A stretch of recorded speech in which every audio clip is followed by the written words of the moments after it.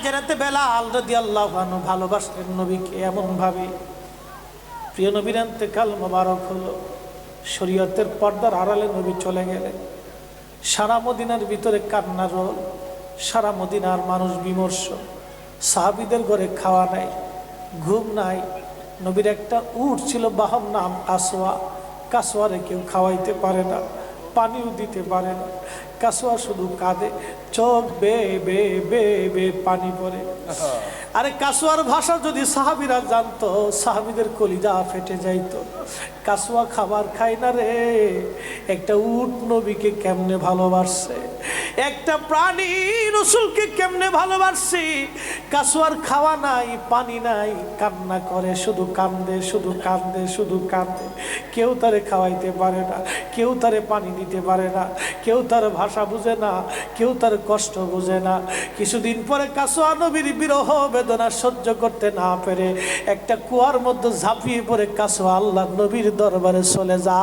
একটা প্রাণীর নবীর প্রতি ভালোবাসা, ভালোবাসা, ভালোবাসা, ভালোবাসা, ভালোবাসা। এই জন্য নবী বলে গেছে, এই কাসওয়া আল্লাহর জান্নাতে আমার সাথে চলে যাবে।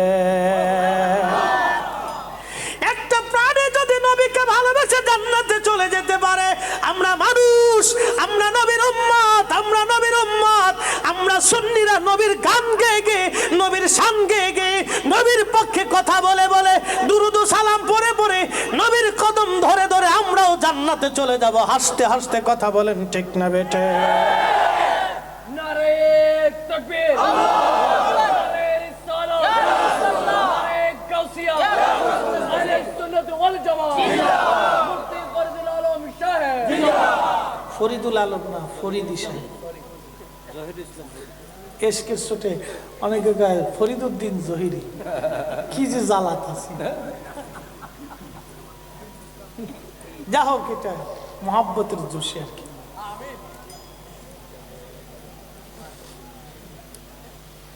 কি বুঝলেন? একটা কাসওয়া রাসূলকে ভালোবেসে জীবন দিয়ে লিখছে, বৃহ বেদনা সহ্য করতে পারেনি। ওর ভাষা যদি সাহাবে কেরাম বুঝতো, মানব বুঝতো, তাহলে মানুষের কলিজা ফেটে যেত। ভাই, একটা প্রাণী যার কোনো শরীয়ত নেই, একটা প্রাণী যার উপরে কোনো বিধান নাই, কিন্তু ভালোবাসার কারণে জান্নাত। আল্লাহু আকবার। পৃথিবীর কেউ বুঝুক আর না বুঝুক, ভাই আমাদেরকে বুঝে দিতে হবে। কথা বলে ঠিক না? বুঝে দিতে হবে। যারা বুঝে না, আমরা দোয়া করি আল্লাহ যেন আমার ভাইদেরকে বুঝ দিয়ে দেয়। আল্লাহর হাবিবের ইন্তেকালের পরে সাহাবায়ে কেরাম চিন্তিত, খুবই কান্না জড়িত। ছোট্ট একটা গাঠুরি বেঁধে বেলাল আসছে, হযরত আবু বকরের সামনে দাঁড়ায় বলে, আবু বকর বিদায় দাও, মদিনায় আর থাকবো না। কেন রে বেলাল, কি জন্য মদিনায় থাকবে না? কিসের অভাব, কিসের কষ্ট? কেউ কি তোমাকে ব্যথা দিয়েছে, না তোমাকে মেরেছে, নাকি তোমার কোনো অভাব আছে? বলো, বাইতুল মাল থেকে মাসিক বেতন দিয়ে দিব। বেলাল বলে, আবু বকর রে, আমার যে অভাব, কোনোদিন কি সেই অভাব পুরা করে দিতে পারবা? বলো রে বেলাল, তোমার কিসের অভাব? বলে, আবু বকর, আমি আজান দিলে নবী নামাজে আসতো। বলো, এখন আজান দিলে কি নবী নামাজে আসবে? আবু বকর বলতেছে, বেলাল রে, তুমি কি নবীরে ভালোবাসো, আমরা কি ভালোবাসি না? বেলাল বলে, আবু বকর, তুমিও ভালোবাসো, আমিও ভালোবাসি। শোনো গো আবু বকর, তোমরা নবীজির রওজা শরীফ দেখলে সহ্য করতে পারো? আমি বেলাল যখন আজান দিয়ে নবীর রওজা শরীফের দিকে তাকাই, আমার কলিজা গুলি ফেটে ফেটে আসে। আমি বরদাস্ত করতে পারি না, সহ্য করতে পারি না। মদিনাতে দাঁড়ায় থাকবে, দুই রকমের হাজি পাবে। যখন 7 নম্বর গেট দিয়ে বাবু সালাম দিয়ে হাজিরা ঢুকে সালাম দিতে দিতে যায়, কিছু নবীর পাগল আছে, রওজার সবুজ মিনারা দেখি উত্তর দিয়ে পাগল আছে, রওজা শরীফের দুপুরে তারা হাও হাও করে কাঁদতে থাকে, আর মুতুয়াগুলি খালি ভবন দেখে, ইয়া হাতি আল্লাহ বেদা, আল্লাহ আল্লাহ আল্লাহ আল্লাহ সে আল্লাহ বেদা। ওরা কান্না দেখে হাসে, যারা কান্না করে দেশের তিরস্কার করে। বাপ, আমি নিজে চোখে দেখেছি, ওরা যারা কান্না করে নবীর রওজার পাশে দাঁড়ায় দাঁড়ায় এদেরকে দেখে ওরা হাসে। ওরা বুঝে না এরা কি জন্য কান্না করে। কোনো হাজি আছে কান্না আসে না, শুধু সালাম দিয়ে চলে যায়। দুই প্রকারের হাজি, এক প্রকারের হাজি নবীর রওজার পাশে দাঁড়ায় চোখের পানি ফেলে বুক বাসায় দেয়, এরাও হাজি। আর যারা শুধু সালাম দিয়ে চলে যায়, এরাও হাজি। আকাশ আর পাতাল তফাৎ। আল্লাহর হাবিবের রওজা শরীফ দেখে আমি সহ্য করতে পারি না রে আবু বকর, বিদায় দাও, আমি চলে যাব। চলে গেলেন নবীর পাগল। সিরিয়ান দামেস্কে যাওয়ার পরে কিছুদিন পরে নবীজি স্বপ্ন দেখায়, কিরে বেলাল, এটা কেমন জুলুম, কতদিন হলো তোমার কণ্ঠের আজান শুনি না। বেলাল রে, তোর কি মন চায় না আমি নবীর জিয়ারতে আসতে? বেলাল আয়, আমি নবীর জিয়ারতে আয় রে বেলাল আয়, কতদিন হলো তোমার কণ্ঠের আজান শুনি না। স্বপ্ন যখন নবীজি দেখাইছে, এ মুসলমান, হযরতে বেলাল সুদূর সিরিয়ার দামেস্ক থেকে পাগলের মতো দৌড়াইলেন, পাগলের মতো ছুটে আসলেন। যখন মদিনাতে আসলেন তখন তাহাজ্জুদের সময় চলতেছিল। তাহাজ্জুদের সময় চলার সময় হযরত বেলাল রাদিয়াল্লাহু আনহু কাঠের জালি দিয়ে তখন রওজা শরীফ ঘিরে রাখা ছিল। ওই জালির পাশে বসে বসে জালির সঙ্গে মাথা টেকাইয়া নবীর পাগল বসে বসে গুনগুন গুনগুন করে কাঁদে আর বলে, হুজুর, আপনি আসতে বলেছিলেন, গোলাম এসে হাজির হয়েছে। নবী গো, আজান দিতে বলেছেন, আমি আজান দিলে আপনি আগে নামাজ আসতেন, এখন আজান দিলে কি নবী আপনি নামাজে আসবেন? হুজুর, এখন আজান দিলে কি আপনি নবী নামাজে আসবেন? নতুন মুয়াজ্জিন আসছে রে আজান দেওয়ার জন্য। এসে দেখে নবীর মুয়াজ্জিন বেলাল কাঁদে। ডাক দেখে মদিনাবাসী, শুনছো, নবীর মুয়াজ্জিন ফিরে এসেছে, বেলাল আসছে, বেলাল ফিরে আসছে। এই কথা শোনার পরে সব সাহাবী ঘর থেকে বের হয়ে দৌড়ায় এসে দেখে বেলাল কাঁদে। সাহাবীরা বলে, বেলাল আজান দাও, কতদিন হলো তোমার কণ্ঠের আজান শুনি না। বেলাল আজান দাও, কতদিন হলো আজান শুনি না রে বেলাল। বেলাল বলে, সাহাবীরা রে, আমি আজান দিলে কি নবী নামাজ আসবে বলো? সালমান ফারসি রাদিয়াল্লাহু আনহু ডাক দেখে, সাহাবীরা, আমাদের কথায় বেলাল আজান দিবে না, তোমরা যাও দেখো হাসান আর হুসাইন দুইজন ঘরের মধ্যে আসেনি। ইমাম হাসান হুসেন রাদিয়াল্লাহু আনহুমারা যদি বলে তাহলে বেলাল অবশ্যই আজান দিবে। সালমান ফারসির পরামর্শে সাহাবীরা দৌড়ায় গেলেন। বর্তমান 7 নম্বর গেট বাবুস সালাম বরাবর একটা মসজিদ আছে, মসজিদে আলী। এটাই ছিল হযরত ফাতেমা রাদিয়াল্লাহু আনহার বাড়ি। এই বাড়িতে দৌড়ে যাওয়ার পরে ইমাম হাসান হুসেন রাদিয়াল্লাহু আনহুমা দুইজনকে নিয়ে আসা হলো। দুইজনকে নিয়ে আসার পরে হযরত ইমাম হাসানকে দেখতে আমার নবীর মতো দেখা যাইতো, চেহারাটা রাসূল করিমের চেহারার মতো ছিল। নাতি দৌহিত্র নানার চেহারা পেয়েছিলেন, ইমাম হুসাইনও নানার সুরত পেয়েছিলেন।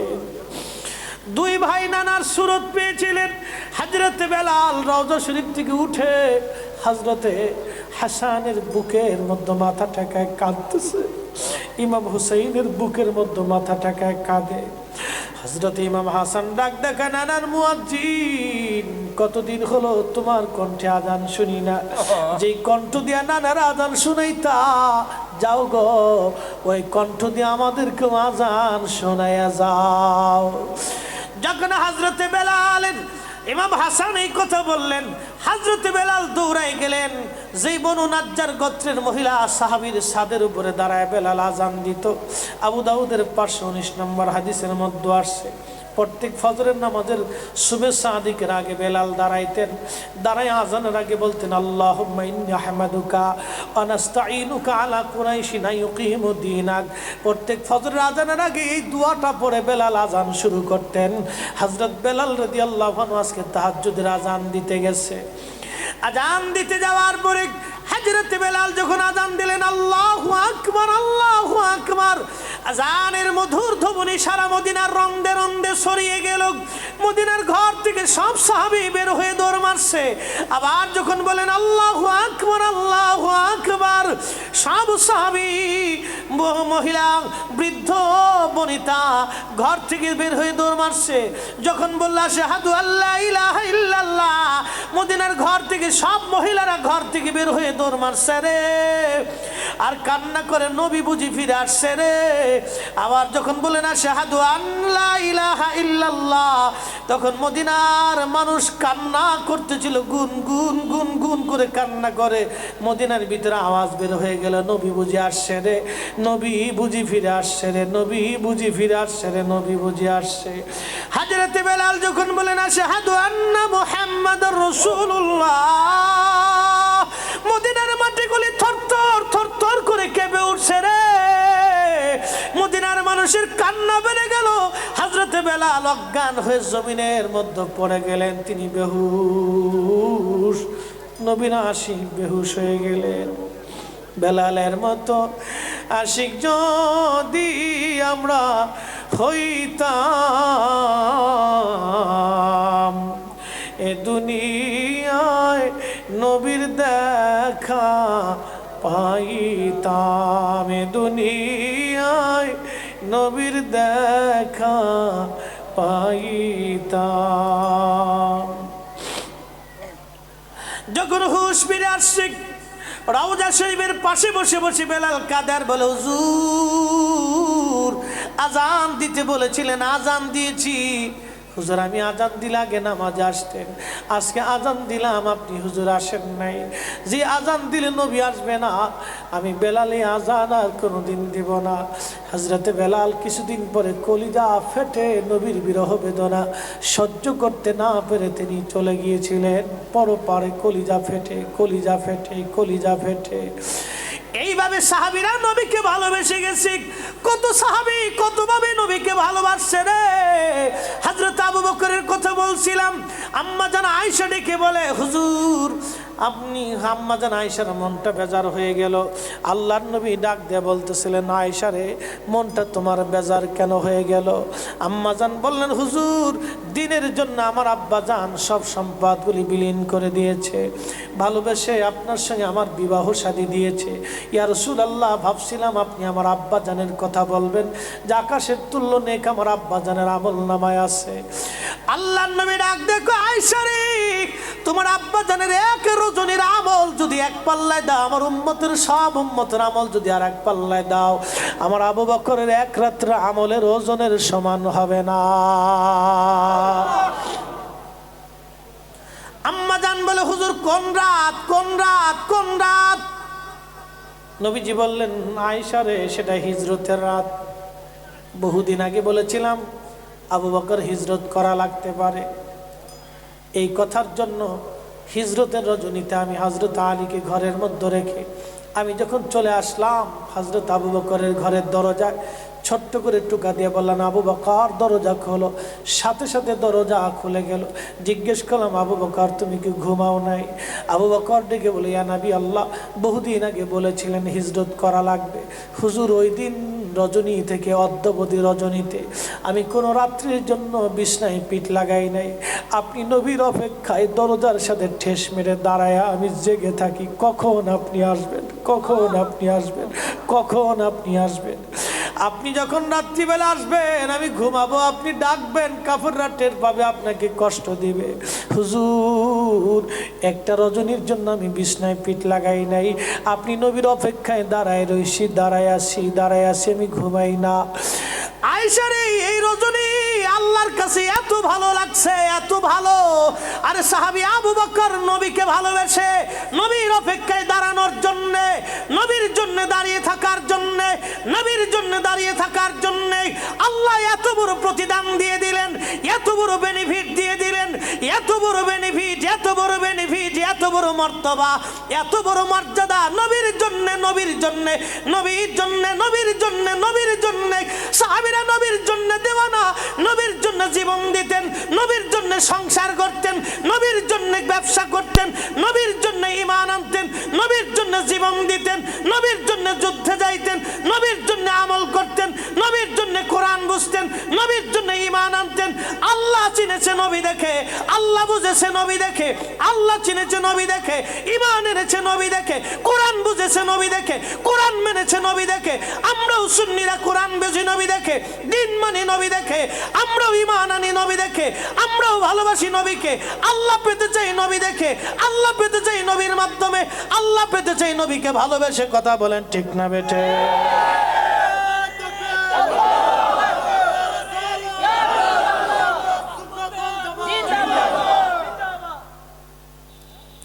আমাদের কাজ নবী দেখে, নবী দেখে, নবী দেখে। আমরা নবী নবী করলে ওরা কে বেদাতি, বেদাতি, বেদাতি। আল্লাহর উপরে নবীর উঠাই দিচ্ছে। আমরা পরে আল্লাহর উপরে নবীর উঠাইছি। তাহলে আবু বকরকে যায় জিজ্ঞেস করো, আবু বকর আপনাকে যখন রসুল বলল, আপনার আবু বকরকে যায় জিজ্ঞেস করেন, আবু বকর রসুল যখন বলল সাহাবীরা আমার কাছে তিনটা জিনিস প্রিয়, 1 নম্বরে নামাজ, 2 নম্বর সুগন্ধি, 3 নম্বর আমার বিবিগণ, তখন আবু বকর কেন বলেছিল হুজুর আমার কাছেও 3টা জিনিস প্রিয়, 1 নম্বর আপনার নূরানি চেহারা মোবারকের দিকে তাকিয়ে থাকা আমার কাছে প্রিয়, 2 নম্বর আমার জীবন যৌবন সহায় সম্পদ মাল সাবানা আপনি নবীর কদমে কুরবানি করা আমার কাছে প্রিয়। সুবহানাল্লাহ। আসতে কেন?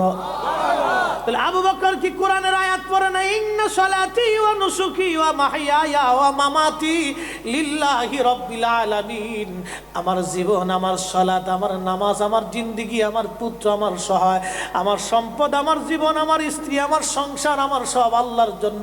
আবু বকর কি এই আয়াত পড়ে নাই? তাহলে আবু বকর আয়াত বাদ দিয়ে নবীর কথা কেন বলল?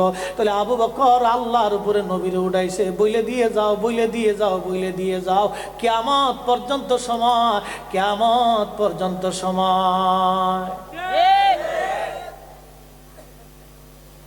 পাগল দেশে কত জন্মাইছি আল্লাহ জানে বাপ, আগাছা যে কত হয়েছি ভাই। রসুলের কথা প্রশংসা করলেই তাদের শরীরে চুলকায় কেড়ে ভাই। এখানে এত অ্যালার্জি উঠে কেন? গরুর গোশের অ্যালার্জি কি এত বেশি? না, মন্দ বলবো না, ভাইদের বুঝ আসুক, দোয়া করি। কি কথা বলেন, ঠিক না? দোয়া করি বুঝ আসুক। প্রত্যেকটা কলিজায় রসুলকে ভালোবাসে, কিন্তু ঘটনা হলো তাদেরকে ডাইভার্ট করে রাখা হয় অন্যদিকে বুঝিয়ে। প্রত্যেকটা কলিজায় রসুলকে ভালোবাসে। আমি জহিরুল ইসলাম ফরিদি যাহা বলি এরা বুঝে, বুঝে না কে বলছে, সবই বুঝে, কিন্তু অনেক সময় দলের টানে, মতের টানে কথা কইতে আরে না, চুপচাপ থাকে, খালি ফেল ফেল করে চাইয়ে থাকে। বন্ধু হযরত আবু বকর বলে, হুজুর আপনার চেহারা মোবারকের দিকে বারবার তাকিয়ে থাকা আমার কাছে প্রিয়, আমার সব কিছু আপনি নবীর কদমে কুরবানি করা আমার কাছে প্রিয়, আমার মেয়ে আয়েশাকে আপনার বিবাহ বন্ধনে আবদ্ধ করে দিয়ে আপনার সাথে আত্মীয়তা করা আমার কাছে প্রিয়।